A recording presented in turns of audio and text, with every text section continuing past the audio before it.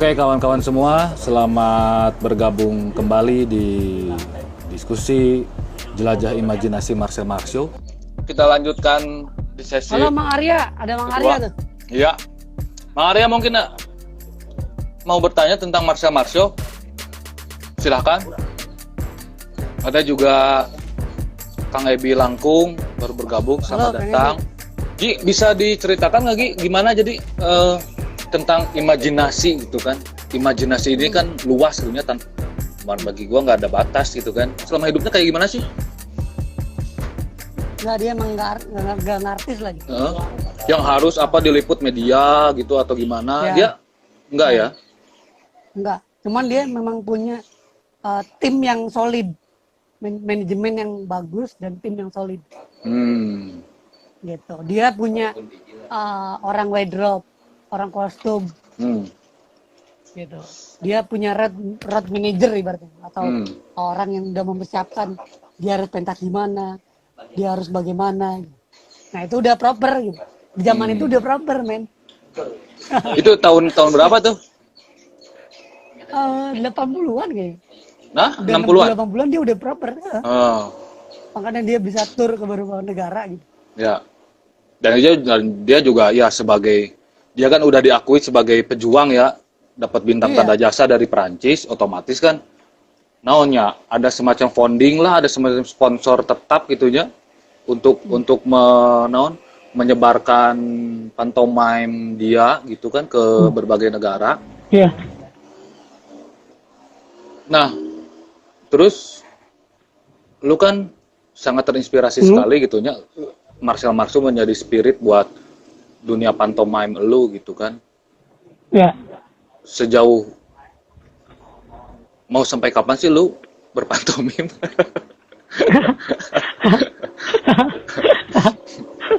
Ya karena lihat bentar Gi, lihat realistis ya Gi ya, dari zaman dulu, zaman Marcel Marceau aja dia udah, orang tuanya udah punya panjangan, ngapain lu jadi seniman gitu kan. Yeah. Terus sekarang juga realitanya juga kayak gitu, orang tua kan ngapain lu jadi seniman gitu kan, nggak ada duitnya gitu, mending kerja yang realistis aja lah gitu kan. Nah lu sendiri ini menjadi pilihan lu berpantomim gitu. Mau sampai kapan? Sampai nggak bisa gerak, udah sampai titik di mana tidak bisa ngapa-ngapain. Coba nih, Gatot mungkin pernah tahu cerita Mimi Rasinah. Ya. Sampai akhir hayat kan gitu. Ya. Nah, bahkan ketika dia di kursi roda ya, nggak salah ya, dia masih menari. Ya, walaupun sempat dia di kursi roda nari. Udah nggak udah nggak sekokoh seperti dia. Ya. Sampai matanya sakit, juga kan udah hilang penglihatannya kan. Ya. Nah, cerita dari Marcel Marceau juga menarik, Tot. Jadi Marcel Marceau di umurnya ketika dia mau meninggal ibaratnya, dalam keadaan sakit jompo di panti jompo waktu itu dia. Nah, panti jompo? Di panti jompo. Terus dia kan punya anak 4 orang, nggak diurus sama anak-anaknya gitu, gimana tuh?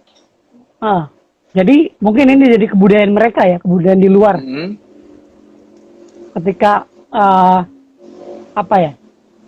menaruh orang tua, bukan menaruh memindahkan ya. Menitipkan lah ya, bahasanya menitipkan ke panti jompo gitu. Karena sepertinya panti jompo menjadi ruang kebebasan untuk Marcel Marceau. Dan anaknya juga biar hidupnya juga tidak berpikir kepada orang tua. Kita ambil positifnya gitu. Iya. Nah, Marcel Marceau itu ketika masa-masa dia akan meninggal di umur 84 tahun. Nah, dia masih pantomim dan dia minta diputar lagu Mozart Piano Concerto nomor 21. Itu perform dia ingin terakhir. Mendengarkan itu terakhir. Edan deh. Dia pengen diputar Mozart Piano Concerto number 21. Dan dia beraksi itu, perform. Dan dia main, hanya menggerakkan tangan. Itu ada dokumentasinya, Gi? Nah, itu sampai hari ini gue masih nyari. Tapi data ini ada di beberapa artikel. Jadi lu pencariannya memang secara pengarsipan juga tentang Marcel Marceau ini sangat terbatas itu, terus mungkin akses akses yang sulit ya, padahal sebenarnya ada gitu yang mendokumentasikan. Ada. Gitu. Ada. Tapi karena salah satunya kayak ada bahasa Prancis, Inggris, Rusia, Swedia, nah itu merumitkan juga. Ya. Terus gue menarik nih, dia kan seniman itu kan pasti bakal bersinggungan dengan dunia politik, dunia ya yang hal-hal yang sensitif kayak gitulah. Diceritakan sempat nggak sih dia bergabung ke politik, masuk ke partai politik atau jadi DPR kayak atau jadi menteri atau apa? Oh enggak. Jadi orang pemerintahan pernah? Enggak. Enggak sama sekali. Enggak sama sekali. Lu tahu kenapa dia memilih untuk tidak? Pasti tawaran pasti ada ya. Bisa jadi, mungkin.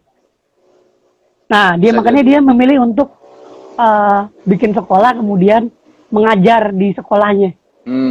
Dia lebih fokus ke dunia pendidikan. Ya, itu murid-muridnya dari berbagai macam benua. Itu bentar. Sekolah itu sekolah apa? Sekolah umum atau sekolah lebih ke pantomim? Pantomim. Oh, lebih ke pantomim. Ya, mengajarkan sikap tubuh, mendapat imajinasi dari mana gitu. Oh. Dan metodenya yang dia pakai adalah itu, sikap tubuh. Terus pasti dia akan turun langsung gitu. Dan sekarang sekolahnya itu masih ada? Dia turun langsung. Hah? Sekarang sekolahnya itu masih ada gitu? Masih ada. Murid-muridnya pun melanjutkan. Oh. Karena ya sangat luar biasa sekali ya seniman. Ya, jadi dua muridnya Marcel Marceau itu yang sekarang menjadi presiden World Mime Organization. Dua muridnya. Oh. Jadi presiden World Mime Organization. Itu siapa orang-orang Prancis itu? Dua murid lulusan sekolah pantomim Marcel Marceau. Nama sekolahnya apa? Kalau boleh tahu? Bahasa Prancis, bentar. Bahasa Prancis. Bahasa Prancis liurnya dialeknya kan. Jong. Les Mimes. Apa Marcel Marceau menciptakan karakter yang paling terkenal dan dikenal secara internasional?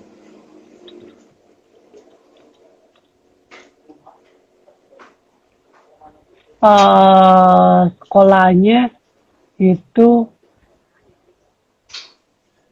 bentar. Pokoknya ada Les Mimes lah. Les Mimes Marcel Marceau. Ya. Oke. Gi, ada pertanyaan nih. Apa Marcel Marceau menciptakan karakter yang paling terkenal dan dikenal secara internasional? Kayaknya udah kejawab tadi ya. Nggak ada. Namanya Bip the Clown. Nah, Bip. Itu juga salah satu nomor repertoire Marcel Marceau. Karya Marcel Marceau, Bip judulnya. Nah, Bip itu sama seperti yang dilakukan oleh W.S. Rendra ya, kayak mini kata gitu. Tapi ini Bip yang dilakukan Marcel Marceau adalah menjadi identitas dirinya, karakter dirinya gitu. Bip the Clown. Itu tahun berapa gitu?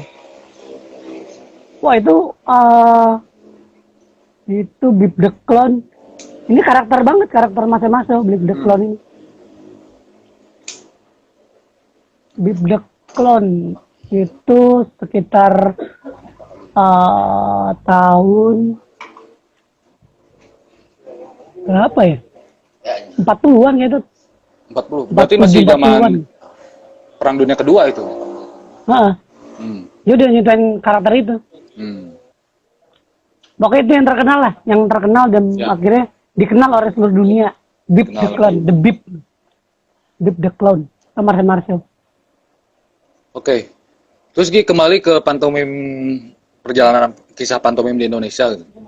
Realitas pantomim di Indonesia apakah sejalan nggak sih dengan imajinasinya Marcel?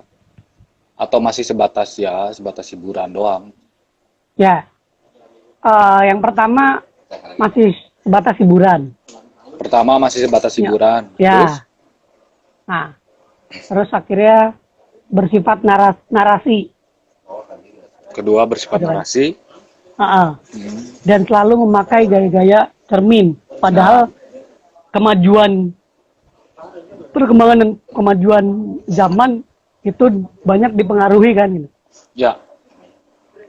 Nah, dan beberapa kali gue bilang bahwa pantomim Indonesia harus menjadi dirinya sendiri gitu. Ya. Yang ada di negara ini seperti apa, kemudian kita bisa sebarkan ke dunia gitu. Iya, betul. Ya, salah satunya adalah bisa berkolaborasi dengan media apapun. Disiplin apapun. Sama orang-orang antropologi, psikologi, ilmu komunikasi gitu. Itu kan, terus gue lihat perjalanan pantomim lu ya, di gestur gerak lu kan, ada yang gue lihat kan justru lu sendiri berusaha menggabungkan itu kan, ada unsur-unsur tari, unsur-unsur silat. Gue kan pernah lihat itu pantomim lu ada gerak-gerak diambil dari gerak silat deh. Oh ini dari gerak-gerak tari deh.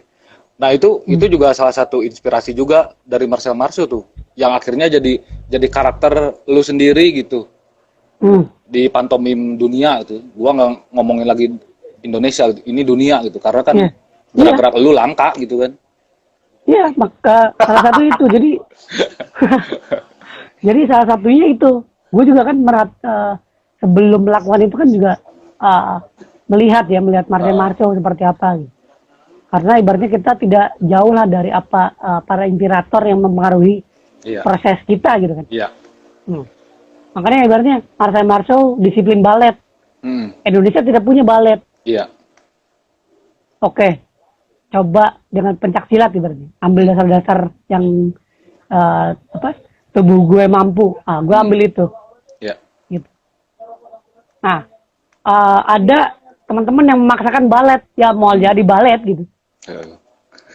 Keawakan gitu. Tidak menjadi tubuhnya gitu. Iya. Les balet aja udah beli mahal banget, apalagi beli sepatunya gitu kan. Karena pada dasarnya juga ya tubuh kita kan tubuh keindonesiaan gitu, dan tubuh kita ya dibentuk dengan tradisi Indonesia nyaginya. Itu bisa dipaksakan harus balet, harus modern gitu kan. Iya. Kayak gitu. Nah, ini jadi si pantomim itu memang fleksibel ya Gia, dalam perjalanannya gitu, dia bisa masuk ke ruang-ruang apapun gitu nya. Tidak sebatas ya punten ya, sebatas ruang untuk menghibur acara ulang tahun anak-anak kayak gitu. Tapi juga bukan. Charlie Chaplin kan juga bilang begitu. Bukan sekedar lucu-lucuan itu gitu. Sebenarnya bukan not is fun gitu kan. Karena yang not is fun. Iya, karena kan bukannya lucu-lucuan. Karena yang kita lihat ada pesan-pesan yang terdalam. Iya. Pesan-pesan tersembunyi tapi ditampilkan dengan visual seolah komedi satir gitu. Tapi kan itu bisa jadi refleksi. Makanya akhirnya dalam kandingan dan gerakan itu yang merefleksikan seseorang. Ini yang disebut, yang dibilang sama Marcel gitu. Nah, terus tokoh pantomim Indonesia sendiri mencerminkan itu nggak sih? Mengusung nilai-nilai nggak sih? Karena ya selama ini ya menurut penilaian gue gitu kan, gue lihat ya pantomim yang mengusung pesan yang kuat gitu, apalagi lu bisa terjun si pantomim ini bisa terjun ke ranah aktivisme gitu kan, entah itu aktivis satwa, HAM atau apapun ya lu gitu kan. Yang lain gue belum lihat gitu kan. Ya, nah dalam dekade taruhlah Sena Utoyo itu juga melakukan hal yang sama, tapi dia mengambil tema-tema sosial, kaum marginal, karya-karya beca-beca gitu kan, gitu. Wah, itu dan beberapa karya-karya lainnya. Ya, Sena Utoyo. Terus ada kemudian Mas Broto, sama di Yogyakarta juga seperti itu, sesuai kulturnya gitu kan. Dimet Supardi juga sama. Nah, itu kan dekade-dekade yang sudah lampau, maksudnya tetap kita rawat gitu. Yang seharusnya kita rawat untuk bisa menjadi pegangan bahwa zaman dulu hingga zaman sekarang sama, tapi zaman dan polanya berbeda gitu. Gitu. Nah, untuk saat ini kan banyak beberapa yang masih pantomim pada akhirnya masih berada di zona nyaman. Nah itu menarik tuh. Yang gue lakukan ya berada di zona ketidaknyamanan itu. Biar menjadi benturan-benturan dan apa ya?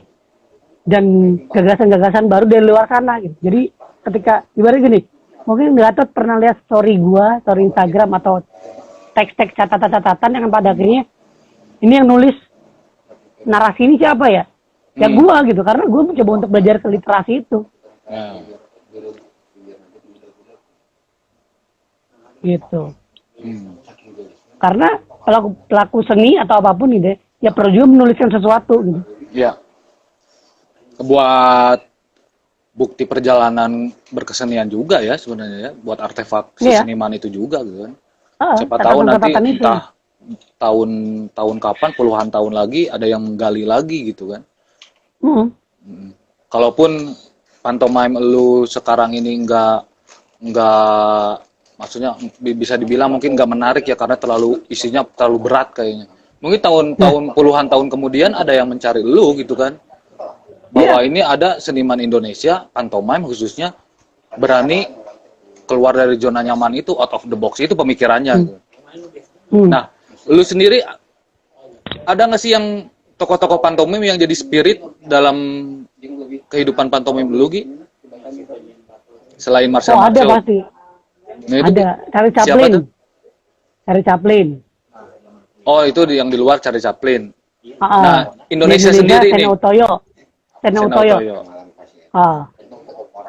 Ini Sena Utoyo gua namanya juga masih awam juga nih di otak gua gitu. Iya, awam juga. Ini perlu ada bikin lagi nanti tentang Sena Utoyo kali ya. Iya. Terus ada ya yang masih hidup Mas Mek Supardi gitu kan. Dengan rekam jejak perjalanannya gitu kan. Ya, itu nama-namanya masih asing banget gitu kan. Pasti. Ini ada pertanyaan, Tot. Ini udah kan Marcel Marceau menciptakan karakter yang paling terkenal dan dikenal secara internasional. Belum, di bawah lagi ada. Oh, ada O-nya, benar. Dulu loba gini kan. Oh, ini nih. Beberapa mime actingnya Marcel Marceau seperti The Judge, Le Petit Café Parisien, The Lion Tamer, The Matchmaker, dan The Bridge Keeper. Mengapa menjadi klasik sepanjang masa dan sering disebut sebagai karya jenius mendapat pengakuan dunia. Nah, itu kumaha tah? Ya.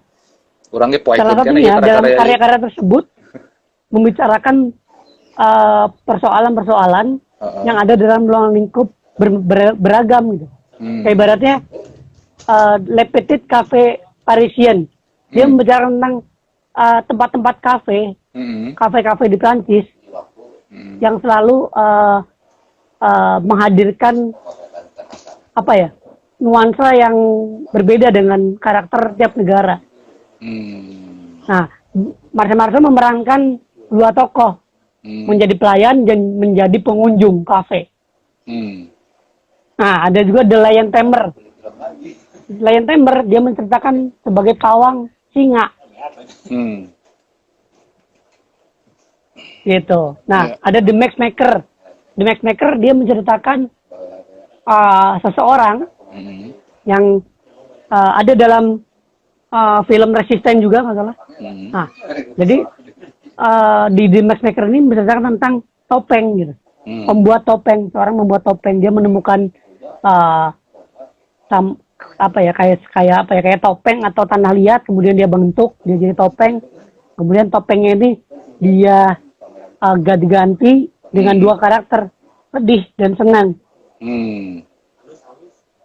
Nah, gitu.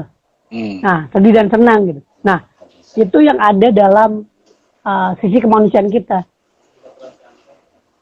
Gitu. Nah, ada The Bird Keeper. di bird keeper ini dia bagaimana menjadi seorang penjaga burung-burung. Ah. Kemudian suatu waktu burungnya ada yang mati. Nah ini bicara bermacam-macam gitu, beragam. Bicara ngomongin satwa, ngomongin manusia, ngomongin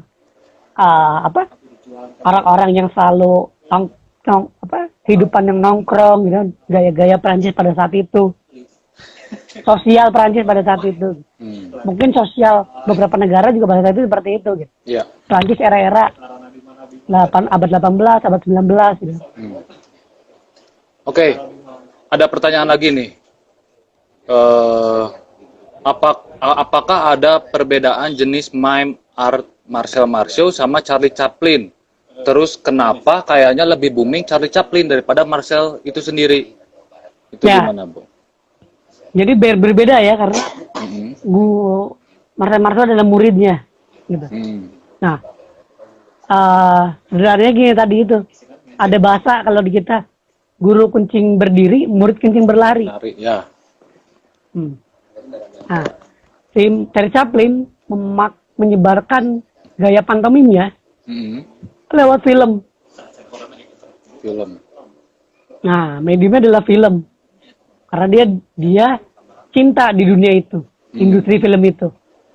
Gitu. Nah, Charlie Chaplin, Marcel Marceau, gitu. Nah, kalau Marcel Marceau di panggung. Ya. Di panggung, di jalan-jalan, dia mengarsipkan dengan dia merekam untuk mengarsipkan perjalanannya. Gitu.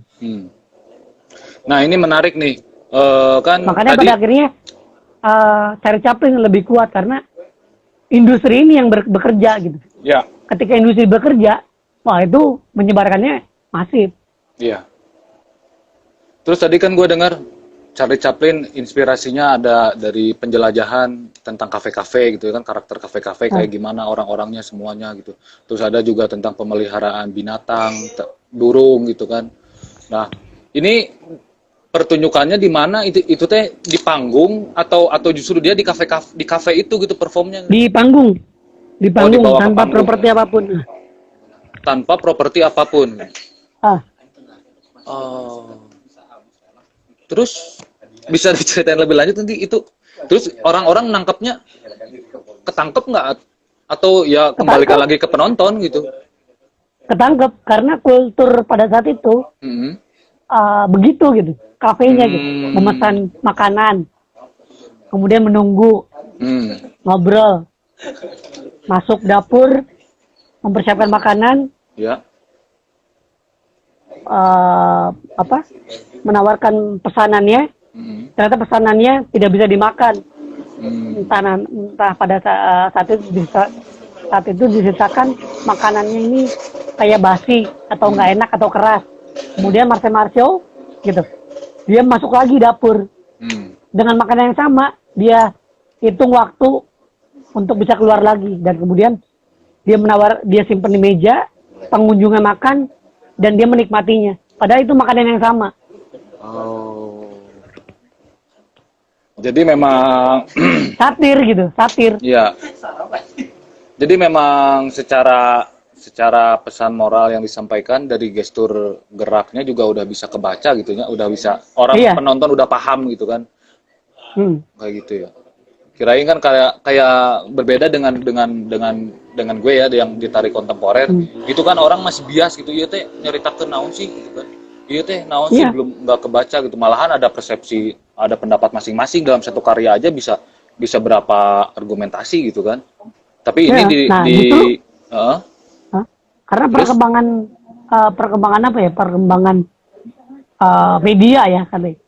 Jadi perkembangan media dan perkembangan otak manusia kayaknya. Jadi ketika dia menafsirkan ya naon sih gitu. Ngerti. Nah, justru pada akhirnya kita punya potensi bagaimana orang itu juga bisa mengapresiasi karya selanjutnya. Ya. Jadi ya memang budaya di sana gitu ya, ketika dia nggak ngerti, ketika dia penasaran, ya gue berarti harus nonton lagi yang selanjutnya gitu.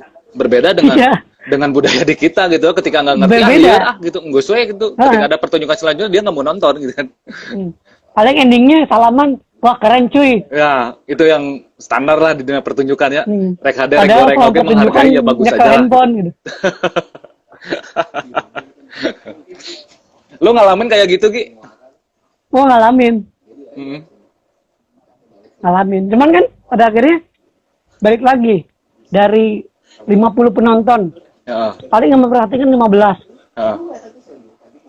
Nah, 15 orang ini adalah orang-orang pilihan. Ya. Orang-orang yang ingin belajar, ingin mengetahui. Ya. Gitu. Makanya setelah pertunjukan pasti ada dialog. Ngobrol di belakang panggung atau di depan gitu. Sambil ngopi atau apapun. Nah, kalau di zaman sekarang pada akhirnya kita ketika perform atau ketika kita pertunjukan, terus satu hari kita diliput media ataupun kita mendapatkan dokumentasi, tersebar di sosmed. Nah, di situ jadi ada bentuk ketertarikan orang. Oh Kak, Kang saya juga nonton kemarin, bagus banget. Saya ini perasaannya begini. Nah, itu macam-macam. Nah, itu adalah kalimat-kalimat yang harusnya menjadi investasi atau gagasan dari penonton. Nah, penonton juga punya gagasan selain pelaku di panggung. Ya. Nah, tentang ini kembali lagi ke Marcel nih, Mbak. Ketika dia melakukan sebuah pertunjukan gitu kan, ketika selesai pasti applause. Nah, setelah itu dia buka diskusi nggak tentang karya itu, atau setelah applause ya udah selesai gitu kan. Kalau mau diskusi ya silakan aja nanti di belakang. Di beberapa tempat dia melakukan itu. Tapi selebihnya dia biasanya di belakang. Yo. Atau sebelum pertunjukan. Oh, sebelum pertunjukan dia juga pernah ada presentasi dulu lah sedikit gitu ya tentang kisah cerita pertunjukannya itu. Oke. Ya mungkin kawan-kawan yang lain ada yang ingin ditanyakan lagi tentang perihal Marcel Marceau ini kepada Om Wanggi. Ini udah 30 menit berjalan dan ini udah ya, silakan teman-teman kalau mau bertanya gitu ya. Season kedua nih, tadi udah 1 jam berlalu. Rencananya cuma 1 jam, tapi karena ini sangat menarik tentang Marcel Marceau ini, saya tambah lagi menjadi 1 jam lagi, 2 jam nih. Ada waktu 30 menit lagi, silahkan kawan-kawan yang ingin bertanya. Jadi yang menarik buat gue di Marcel Marceau adalah selain menjelajahi imajinasinya gitu ya. Kan ibaratnya gini nih. Ini kalau teman-teman nonton video di YouTube juga, ada beberapa karya yang bisa bilang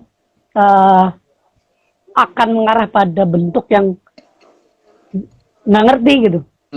Gerakannya nggak ngerti, bahkan gerakannya pelan, tapi mengandung arti gitu. Nah, ternyata bukan hanya begini gitu. Nah, yang seharusnya berarti kan ada kekayaan gerak, gitu. Ada perpustakaan tubuh, jadi bermiliaran gerakan tubuh di sana. Gitu. Jadi pada akhirnya seperti melatih otot-otot kita gitu. Nah, apalagi perkembangan zaman, gitu kan. Gitu. Ibaratnya pantomim itu kan benda yang tidak ada menjadi seolah-olah ada. Nah, jangan hanya berpikir seperti itu. Gitu.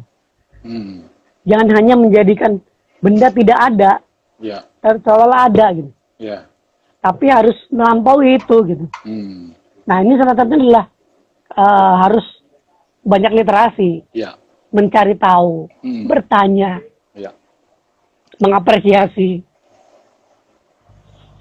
Proses perjalanan itu ya yang sangat penting, dan akhirnya ya karena gue juga sadar gitu ya, Marcel Marceau dengan peristiwa yang dialaminya, Perang Dunia Kedua, segala perjalanan, dan akhirnya ya penemuan gerak-gerak Marcel Marceau itu ya dia sendiri akhirnya menemukan sendiri gitu ya, karena ku proses eta gitu ya, tidak sekonyong-konyong dia, ya yang penting gue eksis nih di seni pantomim gitu. Iya, karena dia juga mengaplikasikannya di dunia gambar. Dia melukis, drawing, bahkan dia juga bikin storyboard untuk pertunjukan berikutnya, bikin storyboard. Terus Nah, kan ini kan keren gitu, dia bikin storyboard dulu gitu, bikin plotnya gitu kan. ya. Gitu. Terus yang gua tahu kan Marcel Marceau dia dapat tanda jasa dari pemerintah Prancis, Grand Officer de la Légion de Honor tahun 98 sama The National Order of Merit tahun 98. Itu kan bukti apa? Konkret ya? Naon sih emang bukti nyata gitu nya. Konkret ya? Penghargaan nyata dari pemerintah Prancis ke sosok Marcel Marceau ini. Dan di film Legion de Honor ya? Dan di film Resisten itu kan di endingnya itu kan orang merinding pisan gitunya ningali apresiasi seorang militer pasukan militer gitu. Dia seorang diri dan mereka fokus dan itu si kepala stafnya itu bilang lu kalian harus lihat ini pertunjukan supaya menjadi inspirasi buat lu berjuang di lapangan gitu kan. Dan itu apresiasinya luar. Perang teh kumaha sih gitu. Coba, kan ibaratnya ini panglima kali gitu, jenderal lah ibaratnya. Gitu ya. Ini jenderal nyuruh prajurit nonton pantomim. Bisa kebayang deh? Ya gitu, ya. Terus prajurit ilmu pemikiran orang luar. Ilmu apresiasi pertunjukannya dari mana? Pengetahuan apresiasi dari mana? Lama disambung-sambungkan gitu kan ya. Seni jeung perang ada sih ya, seni dalam berperang juga ada gitu. Tapi kan ini kan memperlihatkan apresiasi dari pemerintah gitunya. Terus kan yang jadi persoalan di dia teh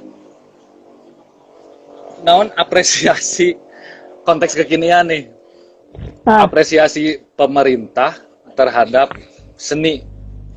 Jangan berbicara kita luas berbicara seni ulah pantomim komedi di Indonesia gitunya mana ada gitu pasukan batalion baret naon misalnya pasukan kepiting hitam lalajo pantomim ini buat strategi perang nih kira doktrin nggak ada gitunya nggak ada. Sampai sekarang lu juga belum pernah kan dipanggil satu pasukan satu batalion lu perform sendiri kayak Marcel belum kan nggak ada. Nah ini cuman bentuk-bentuk biasanya kan kalau yang gue tahu adalah kayak di tari ya. Di tari lebih banyak workshop kan untuk oratorium gitu. Itu Hari juga Raya kan, Bayangkara atau apa gitu. Kalau yang gue perhatiin kan itu sebagai kosmetik doang lahnya.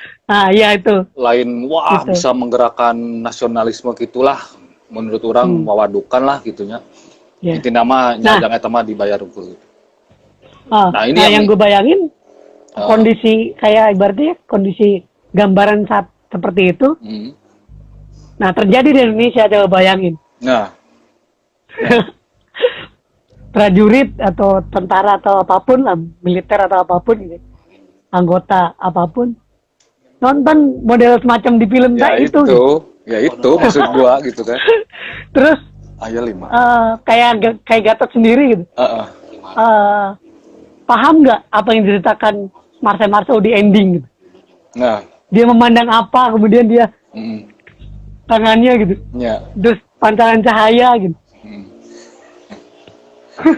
Orang lain apa ya iya masih merek-merek, iya ngomong ke naon sih gitu.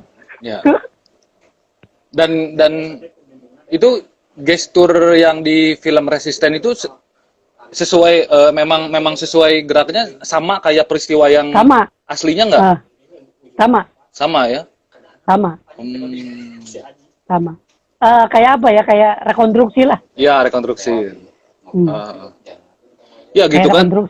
Yang gua rasain sekarang nih, terutama di dunia seni gitunya, ketika ayeuna mah seni nggak bisa lah, cuman hiburan untuk pejabat doang ataupun ya buat kayak kata gua tadi buat kosmetik doang gitunya. Malahan ketika si seniman itu menari, gua pernah nari di hadapan pejabat cuek-cuek aja gitunya, boro-boro ningalikeun atau naon, itu kan menurut gua nganes banget gitunya, sok hayang nalapung gitu kan kanu pejabat gitu teh.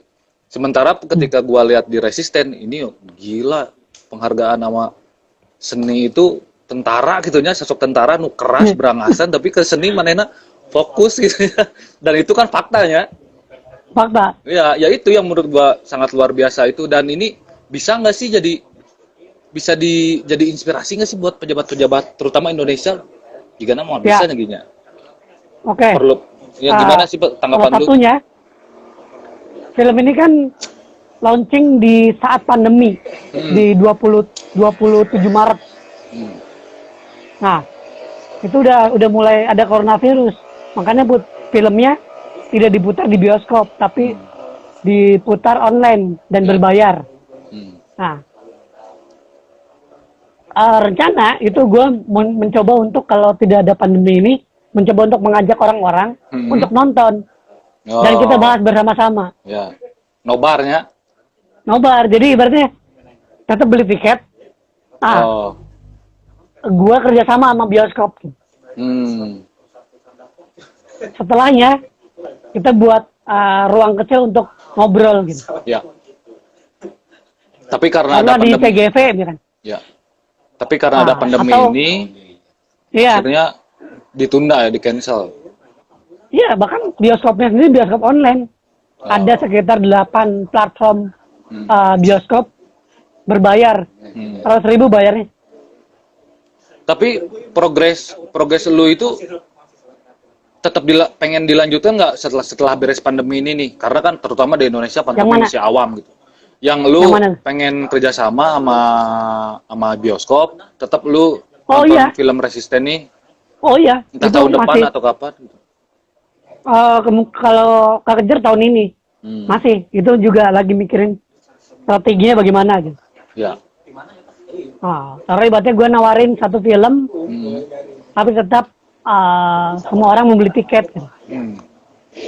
Lu ada koordinasi sama World Mime Organization nggak sih? Kalau dalam hal-hal kayak gini nih, Marcel. Nah, koordinasi hanya informasi. Informasi itu adalah silakan nonton film ini gitu. Dan mereka welcome ya? Mereka welcome. Karena mereka juga punya koridor ibaratnya tidak bisa mengintervensi teman-teman di tiap negara. Karena mereka sadar tiap negara punya keberagaman, punya kultur masing-masing dalam berkarya pantomim, dimanapun untuk idealisme, untuk ekonomi gitu. Sokman. Ya. Oke. Jadi gue rencana gitu tuh, ada rencana untuk nobar lah. Iya. Ya karena itu menarik tuh, perlu terutama apalagi kalau misalkan lu bisa kerjasama anak-anak sama sekolah-sekolah gitu ya, nyebarin film pantomim itu dan lu bisa ngejelasin lebih banyak. Terutama spirit bahkan bukan sekolah. Bahkan bukan sekolah. Yang nggak terbilang tadi, mungkin instansi militer. Ya.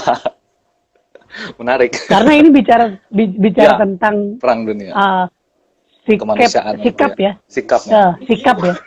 pemersatu bangsa lah ibaratnya. Ya. Gitu. Menjaga nama baik bangsa atau menjadi perjalanan sejarah bahwa gini loh gitu, ada yang semacam seperti ini. Rekonsiliasi kecil lah gitu. Iya. Ya karena kan ya gue juga tahu lah ya perjalanan karir lu di dunia pantomim, yang ya gue lihat lu pantomim di jalan malah digerebek polisi lah, inilah, sedangkan setelah gue lihat film Resisten ini malah dihargai betul-betul gitu kan, seni pantomim ini kan jadi kayak jadi naon semacam bias sebenarnya, semacam gitu sebenarnya. Ya kan semuanya pada akhirnya kita harus belajar dari sejarah gitu, mencintai sejarah. Iya. Oke Gi, ini ada pertanyaan lagi dari Kang Hartono Wijaogi. Oh ini kutipan Dot. Kutipan ya. Bukankah ya, bener, Bang. momen paling menyentuh dalam hidup kita menemukan kita tanpa kata-kata? Marcel Marceau. Nah Gi, bisa dijelasin nggak orang tengah arti ya maksudnya naon ya? Iya, itu kutipan. Ya. Jadi bukankah momen paling menyentuh dalam hidup kita menemukan kita tanpa kata-kata? Memang benar. Jadi bayangin aja ketika kita tanpa kata-kata, kita akhirnya memainkan perasaan, memainkan imajinasi, namun terkontrol dengan baik gitu. Nah, tanpa kata-kata kita, tanpa kata-kata Kan begitu. Gitu. Jadi ketika kita berinteraksi tanpa kata-kata, itu menjadi hal yang membuat kita juga damai tanpa konflik pada akhirnya. Ya. Nah, akhirnya kan banyak orang berkata-kata akhirnya menimbulkan konflik baru, masalah baru. Ya, kayak fenomena sekarang ya. Hah? Ya, kayak fenomena sekarang, komen capruk, Nah. jadi masalah gitu kan. Tewaku, Divisi Humas Polri. Selama pandemi ini, Gi, gimana Gi kegiatan pantomim, Gi? Lu kan Kalau sangat kegiatan pertunjukan kan di luar ya? pertemuan langsung mah nggak ada. Makanya Nggak ada. akhirnya mempergunakan virtual untuk bikin apa ya, Nah. kalau sekarang bahasanya konten atau Ya. program gitu. Nah itu aja deh. Lebih banyak akhirnya komunikasi pertemuan kayak gini gitu. Ya kalau Dan- pertunjukannya, kalau memang udah hatinya enak kayak pertunjukan, tapi kalau enggak ya direkam tapping gitu. Ya, memang sekarang lagi fenomenal ya. Seniman-seniman menggunakan virtual untuk menyampaikan gagasannya, entah perform lepas doang gitu tanpa ada isi atau apa gitu kan. Ya karena kan ruangnya terbatas banget gini. Ya, ya. Nah, gitu. Nah, ntar yang terakhir saya mau ngutip juga bahasa dari Marcel Marceau untuk bicara tentang ruang dan seperti inilah gitu. Nah, Marcel Marceau itu kan nggak, pada zamannya nggak jelas ya pertunjukan secara virtual kayak fenomena kayak sekarang ini, dia nggak ngalamin ya. Nah, Nggak ngalamin, tapi dia bilang pantomim itu adalah virtual realism yang sebenarnya. Karena memakai imajinasi, membayangkan gitu. Ada benda, ada gerbang, ada pohon, ada anjing lewat, ada orang lewat, tukang cilok lewat, perempuan, kayak kakek gitu. Nah, ada pohon jambu, ada anak kecil. Nah, dia membayangkan. Ternyata itu adalah virtual realism. Virtual realism, virtual yang realis ya, yang sebenarnya, yang nyata itu. Ada pertanyaan nih, Gi. Narasi visual kan penting dalam kesenian. Nah, Maim Wanggi sendiri secara narasi kan kuat, tapi secara visual lebih kuat kamu itu kumisnya gitu. Nah, kumaha gimana lu mensiasati itu gitu kan ketika agar imbang antara narasi dengan kekuatan visual di dalam seni pertunjukan, kan karena di Indonesia kan itu masih terperangkap pada ranah visual semata gitu kan. Ketika lu berpantomim mau sekeren sehebat apapun yang dilihat pasti kumis lu gitu. Nah, gitu gimana sih buat jangan dilihatnya kumis gua dong, yang dilihatnya tuh ini loh, ide gua loh, karasi gua loh. Gitu lain. Nah, silakan jawab. Ya, jadi setiap seniman punya karakter ya, gitu ya. Nah, kumis ini kan juga bagian dari kehidupan itu sendiri, gitu. Tumbuh. Kumis itu bagian dari kehidupan lu sendiri. Tumbuh. Ya. Nah, kemudian menjadi karakter yang orang mengakui, gitu. Nah, ini mah akhirnya orang yang mengakui itu. Iya. Gitu. Jadi karena gue juga mengalami pantomim realis, pantomim yang di panggung, di jalanan, apalagi di panggung ya, bagaimana rasanya. Nah, pantomim jalanan gitu kan, yang selalu berbenturan dengan hal-hal yang ada di tempat itu. Nah, ketika pantomim yang berkumis muncul gitu, nah itu kan menjadi walaupun sebelum-sebelumnya udah pernah ada, nggak mungkin nggak ada gitu. Seorang teman pakai kumis palsu gitu, atau kumisnya dicat gitu, pasti ada gitu. Nah, tapi kan di sini pada akhirnya setiap orang atau setiap apresiator juga harus melihat proses dibalik itu semua, apa yang dilakukan oleh pelaku pantomim ini gitu. Karena ibaratnya baik lagi, kita harus mengawetkan pemikirannya dan melanjutkan gitu gagasan-gagasannya. Nah, yang pada akhirnya itu menjadi inspirasi katanya. Nah, ambil inspirasi positifnya, ambil movement atau gerak-gerakan atau karya-karyanya di setiap zamannya, gitu. Jadi bukan perkara kumis aja, bisa jadi 20 tahun ada satu karya gue nyukur kumis gitu kan. Lu kepikiran itu buat karya lu ntar entah kapan nyukur kumis? Oh ada, Ada ya? ada. Tapi tunggu tanggal mainnya ya? Ya, itu dia. Ini ada pertanyaan juga nih, Tot. Ya. Ini lanjut nih, menurut Akang berdua nih, bisa nggak mime art teh booming kayak stand up komedi gitu? Terus udah seberapa kuat komunitas pencinta mime art ini di Indonesia? Oh, pantomim tuh sama seperti pejuang sunyi ya. Gitu. Karena pantomim beberapa yang masuk ke industri dan beberapa yang bertahan di dunia panggung. Panggung jalanan atau panggung pertunjukan. Nah, persoalan booming itu baik lagi. Ya. Apakah pelakunya ingin memperkenalkan pantomim lebih jauh? Gitu. Nah, kalau ibaratnya si pelakunya bicara cukup orang sadar dan mengenal, nah itu menjadi poin penting untuk bisa menjadi nilai edukasi.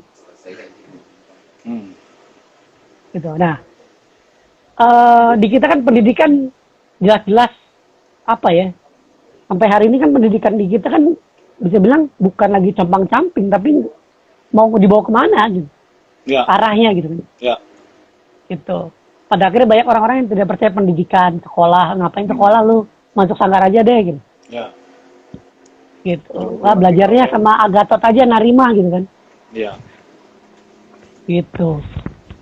Coba minta bukunya, cari tahu buku-buku apa yang sekiranya gue belajar tari atau belajar sejarah gitu. Gitu. Nah, stand komedi dalam hal ini kan juga dihadirkan oleh para orang-orang yang udah terkenal gitu.